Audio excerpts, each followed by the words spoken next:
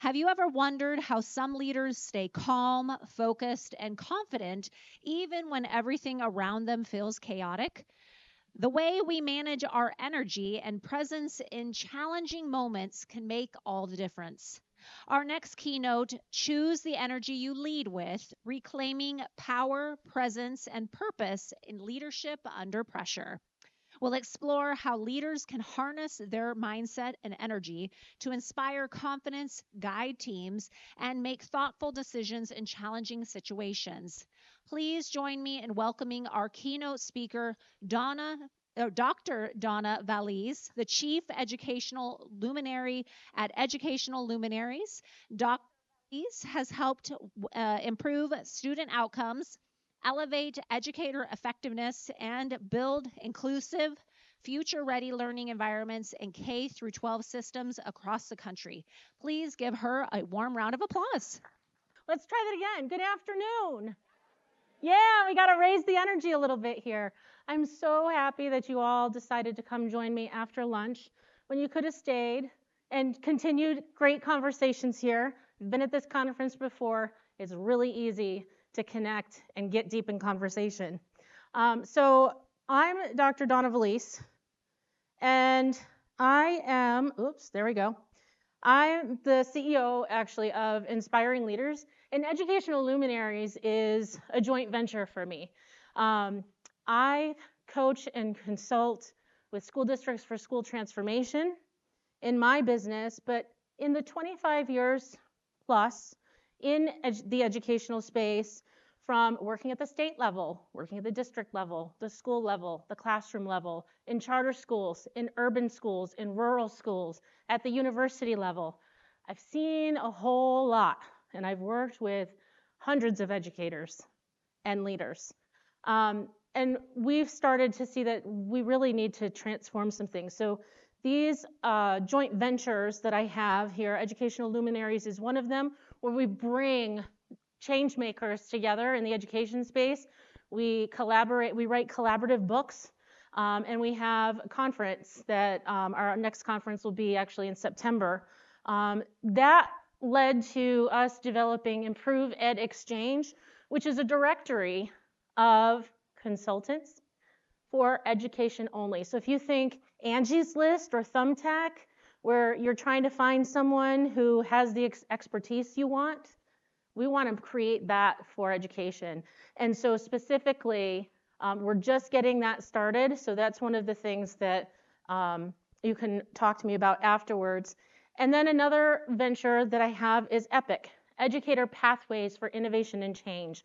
We're really creating a quasi-university to help prepare leaders and teachers beyond university with the skill sets and the ideas that they need to understand to be successful, because they're not getting it all in our university systems. So that's a little bit about me. But today, we're going to focus on how you choose the energy that you lead with and how you can reclaim your power and your presence and live out your purpose. So I want to address something right away here in the room, because I am not up here to bash any educators. Educators are the hardest working people I know. Every school I've been in, there are so many dedicated people working tirelessly every day, and they're burning out. And so we know that they're working hard, and our educational leaders are doing something that's almost jobs that are almost impossible, right? They're juggling initiatives and compliance and staffing shortages and budget shortfalls and political pressures that have been unprecedented, especially here in the United States. This work is daunting. And just when you think you start to get a little bit of traction, the next mandate comes down the pike with no funds. And then the next crisis happens in your school. And the next social media post that's negative about all the work that you're doing happens. All of those things are important to address. But I call them disco balls. They're shiny, they're urgent, they deflect our energy and scatter it all over the place. They pull us away from the work that's truly important and truly transformative. You all know of at least one of them. It started with a really fancy name. It sounded like that's a great thing that we should be doing in our school. You had a rollout meeting with your leadership team, training in the fall with your staff, and then the disco balls started showing up over and over and over again all throughout the school year. And by the time March rolled around, everyone's forgotten about that initiative. And you've lost your leverage. And it isn't because you don't care, it's because your leverage has been misdirected. It's been scattered everywhere where it doesn't need to be, and it leads to burnout. But I want to make sure that you know that burnout is not a sign of weakness. It's really a sign of misguided, misdirected leverage. We're going to talk about leverage in a little bit. But first, I'd like you to picture yourself sitting in a leadership meeting. How many of you have been in a leadership meeting before? Oh, a whole bunch of you. So I have a feeling you're going to be able to relate to this, right? You're discussing a new initiative because we want our kids to learn, right? And it sounds reasonable. It addresses all of the challenges, and yet something inside you knows that this isn't really going to be great for students. This is helping the adults. It's not helping students. And so then you're sitting there and you're wrestling with the idea of, do I speak up or do I stay silent?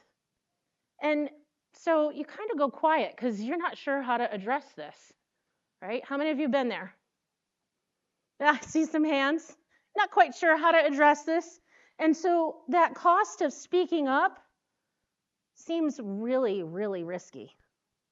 Because sometimes when you speak up, well, I think if you've been speaking up in meetings, you know what happens. But that quiet, that is exactly where leadership lives or dies. The choice to speak up, like me, and be seen as being difficult or subversive because you push back, you ask questions, you throw out new ideas, you risk discomfort. I've been there debating that, stay silent, protect myself, or speak up and advocate many, many times. But what I've come to realize is that staying silent does not serve my personal mission. And my personal mission is to ensure that every single learner in our school system has access to an education that is meaningful, relevant, cognitively engaging, and equitable. But before I speak up, I pause. I take a deep breath. And I choose my words because how I enter this next part of the conversation and push it a little bit is going to matter significantly in how it goes. So I bring on the curiosity stance, truly wanting to problem solve this issue, and I ask a simple question. How is this decision going to shift the instructional reality of my students tomorrow? And typically when I ask a question like that, the leadership team goes silent, the eyes start darting around because they don't know what to say. But what that question does is it refocuses us on our purpose, and our purpose is to ensure that every child can learn. Moments like that when you're debating, do I stay silent or speak up, where you have that pit in your stomach, those are exactly the moments you have to speak up. Leadership is about the energy that you bring into every situation. Now, I'd like you to think about 2 different leadership meetings that you've been in. Now, most of you've already told me you've been in them. So the first one, you walk out of that meeting, and you cannot wait to dive into the work because you just had such a productive meeting. You actually accomplished something. You feel like a leader and like you can actually do your job. That's meeting number 1. Now, meeting number 2,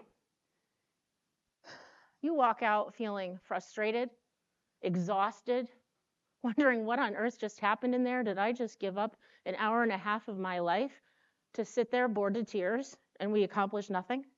Why am I here? 2 different meetings, 2 completely different feelings.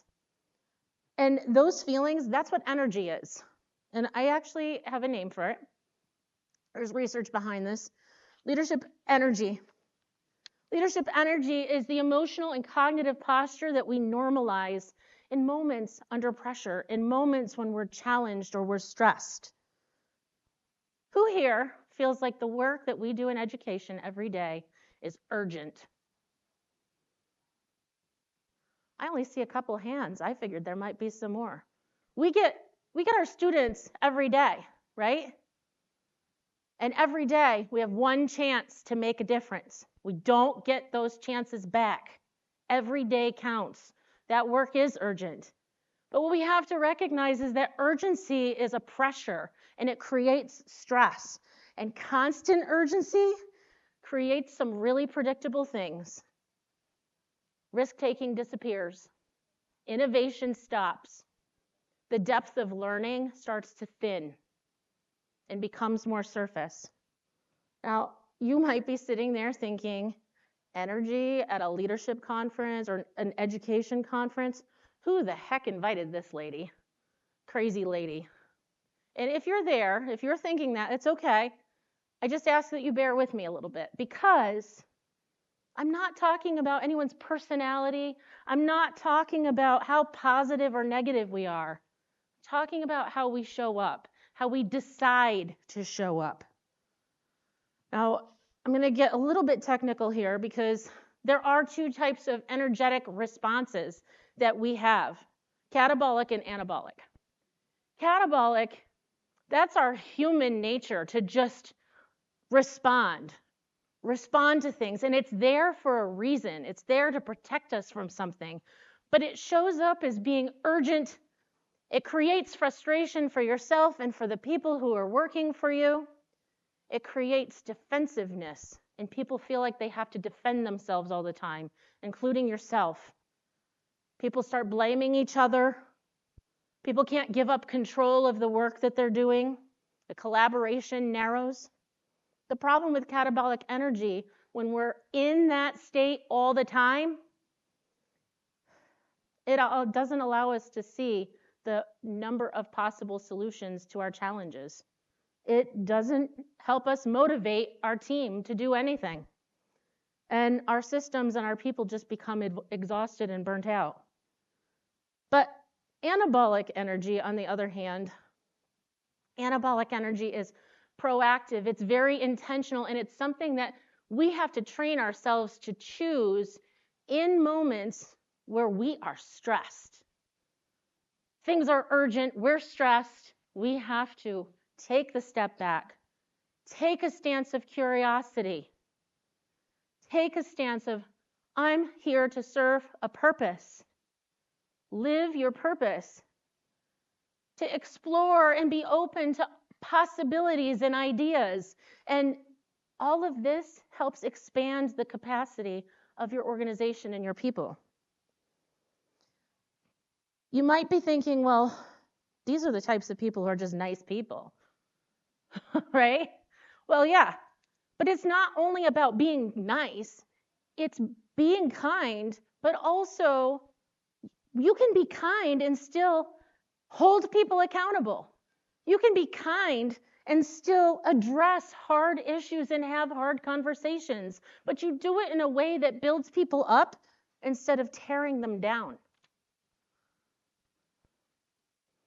And the key to this is recognizing and embracing the fact that we don't get to choose the circumstances that we come across, but we always have the ability to choose our response. That's what I'm talking about with energy. The energy that you normalize is what's going to determine the capacity and adaptability of your system. Now, I want to pause and reflect just for a moment here. I'd like you to think about a recent decision that you had to make that was really challenging. And in that decision that you were making, what type of energy were you operating from? What conditions did that decision reinforce? Did it increase coherence or add another disco ball to everyone's plate? Just going to give you a moment to just reflect on that.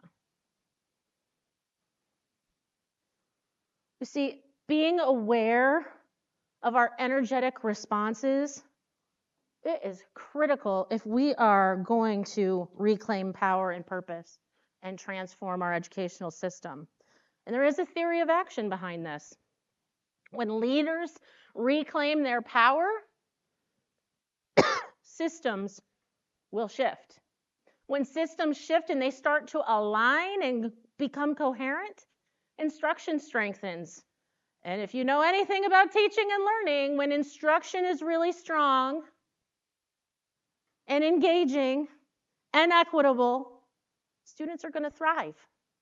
That's a simple theory of action, but it all starts with the leader. People follow their leaders.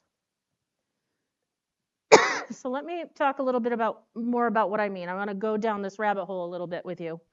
Over the years, I've seen so many patterns that happen over and over again in multiple states, multiple cities, multiple districts, multiple schools. Leaders, educational leaders, are overwhelmed. And the pressure that they're under typically reveals some hidden problems that we can't really see. And because we can't see them, we don't often investigate them, but we need to.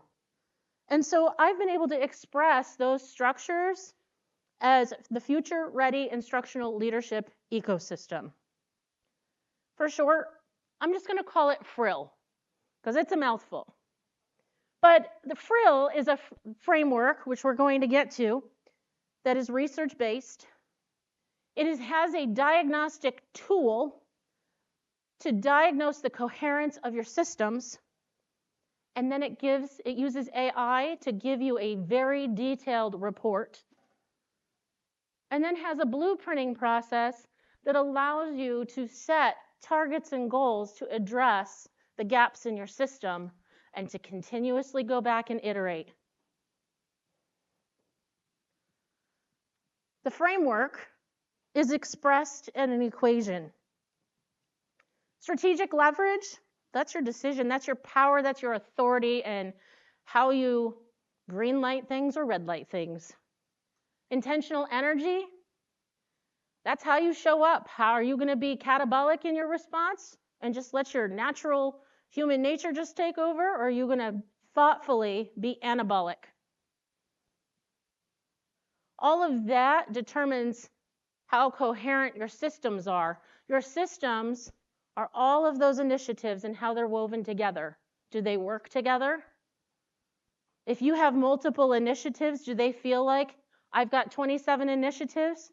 Or does it feel like it's woven together because the concepts overlap? Right? We know that pressure and stress and crisis, those things happen all the time, and they impact system coherence and energy and all of the things. All of this plays into the instructional reality, and this is how students experience learning and how teachers are actually providing learning experiences. All of that feeds into our student outcomes, but the challenge with student outcomes is we rely on them significantly, but they're lagging indicators. And we always think that when student outcomes are low or they're stagnant, it's just about the instructional reality, when really the instructional reality is impacted by things that are much deeper in the system.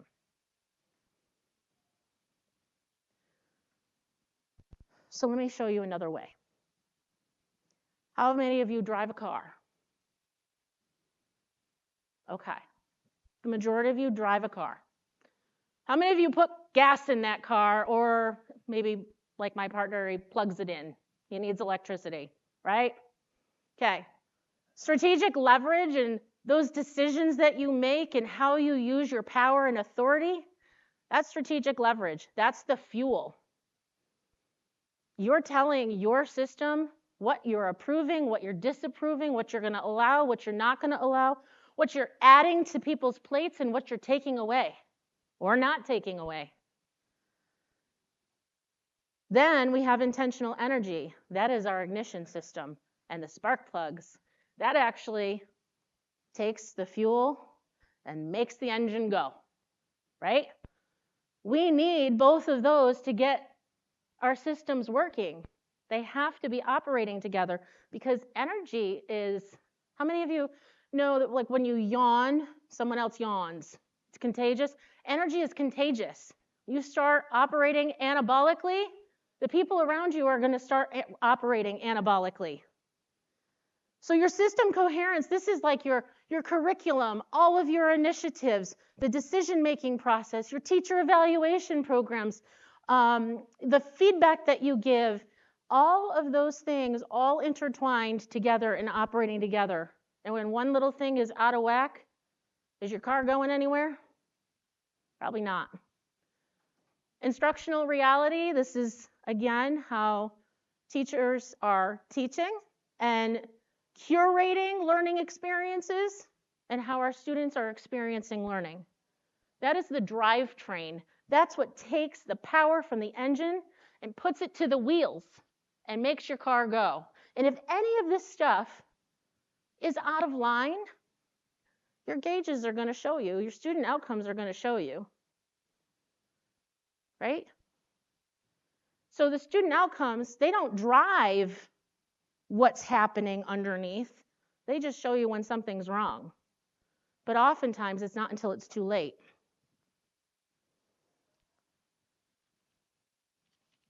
Schools are human systems, and coherence is a very rare thing. Systems are always going to shift on us. Components are going to wear out. They always do. And the conditions around us are always going to change. There's always going to be pressures. So leadership requires an ongoing system maintenance, just like your car does. Imagine that. In education, we don't have the luxury of having a dashboard with warning lights, do we? Like your car does.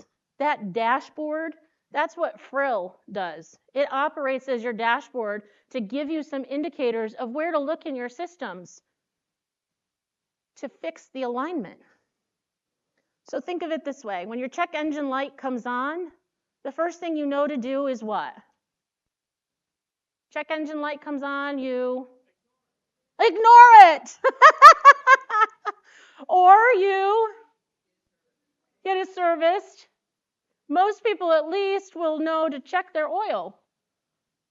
Is the oil level okay? I look under my car. Is it leaking anywhere? Nope. Then I ignore it because the oil seems fine. Yeah, the engine's not going to seize anytime. So we ignore it, thinking maybe it was just a little glitch. Maybe I had a little misfire or something. And usually that is what it is. But occasionally you wait a few weeks or a few months, and then all of a sudden your engine's knocking or it's rattling. And so then you take it in to get it serviced. And the mechanic, he has the tools and the diagnostic tools and the expertise to find out what's going inside the system that we can't see or hear. That's what Frill does. It doesn't check for compliance, though. It checks for coherence. How is everything operating together? And it helps identify and break things down for us. In that blueprinting process, it helps us design a disciplined action plan that is living and breathing and iterative. It allows us to plan to protect instruction, even in challenging times. And there's one final concept that is going to pull all of this together, the leverage, the energy, and the values. This is the place where those three things meet, and that's moral courage. I want to tell you a story that's taken me a long time to be able to tell. You are the second audience and the biggest audience ever to hear this publicly. A while back, I was in a leadership position, and my leadership team faced a serious racial incident. And the decisions and actions being made above us were unethical, against state policy, against district policy, against civil rights, and therefore, with all of that, against the law. Now, it might have been easier for me to stay silent, but I knew that if I did, irreparable harm was going to come to this community and the people that I cared about. Because you have to recognize that leadership energy that's grounded in your values demands action. So what did I do? I documented, I sought counsel, I elevated my concerns far above my head. I spoke up for the underrepresented in my school. Is my time up? Oh my God. All right. Let me wrap up. And it ticked the superintendent off. And there were consequences. Would I make the same decision again? Absolutely, 1,000% yes. With the caveat that the next time I would know to act faster. We have to recognize that our position is not our power. The power is at the junction of purpose, energy, leverage, and values. Success cannot exist in systems that compromise integrity. Repeat that with me. Success, I have 5 minutes, thank you. Success cannot exist in systems that compromise integrity. So that story was a little bit heavy. I want to give you a chance to pause and reflect, and I thank you for allowing me to share that story with you, because it brings me angst, and I just gave you the surface level of it. So pause and reflect for a minute. Where in your leadership are you feeling pressure to stay silent? Where is moral courage required? What would it look like if you were to reclaim ownership of how you show up?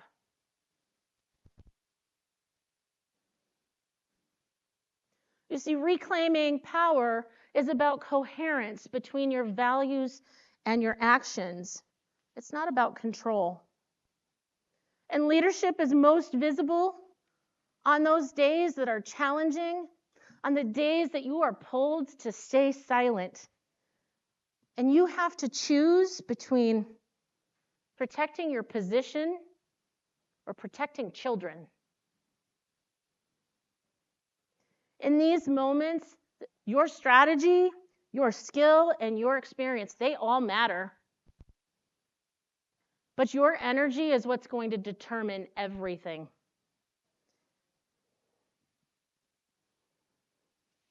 The energy that you choose determines whether you protect comfort, adult comfort, or you protect children. Every day in every classroom, students are the living result of your leadership energy, whether you like it or not.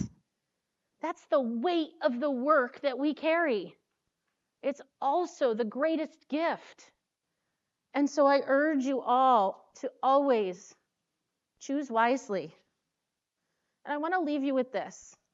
When your next disco ball appears, I want you to pause, collect your thoughts, choose your energy, choose your words, and lead accordingly.